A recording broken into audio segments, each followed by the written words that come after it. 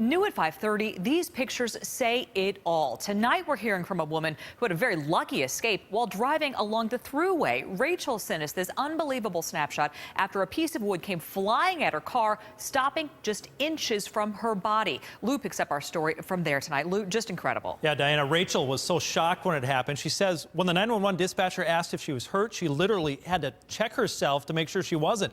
She says there is a big message to get out now to make sure drivers secure their loads.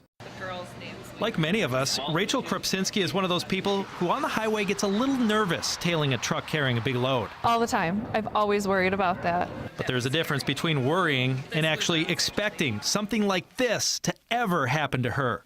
How, the chance of it hitting me and coming out of that truck, it just seemed so bizarre. It wasn't a big rig, but rather a pickup truck on the 90, 2 lanes and several car lengths away, with a single pallet lying loose in the bed of the truck on a very windy Monday evening. The wind had already picked it up to the point that it was standing up straight in the back of the pickup truck. With Rachel's 11-year-old daughter seated behind her, the wind acted like a hammer, pounding the pallet into her car, driving a single board deep inside like a nail until it stopped just inches from Rachel's unborn child. I'm 4 months pregnant.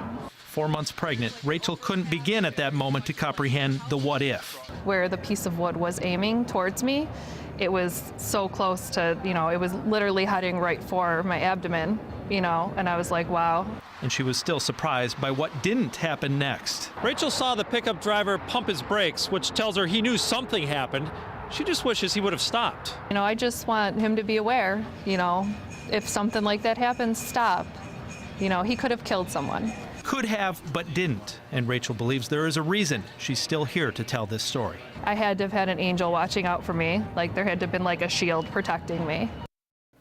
Now, Rachel says it's crazy, but immediately afterward, the first thing she thought about is she felt bad for ruining her parents' car. She was borrowing her parents' car, but that's what came to her mind right away. It's a good hands, though, because her dad does body work at Town Auto Company. It's nice to have that connection there. But Lou, I got to tell you, I still have goosebumps just from seeing that and hearing her speak. She said the driver didn't stop. Did anybody stop? Well, actually, no. And that's one thing she's really disappointed about. No one actually stopped. Sure, it happened on the Thuway, so it's not exactly safe for someone to pull over.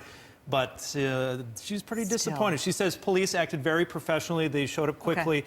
And if there are any tips that anyone has about, who might have been driving that pickup, they should call state police. We're so glad she's okay tonight. Thank you, Lou.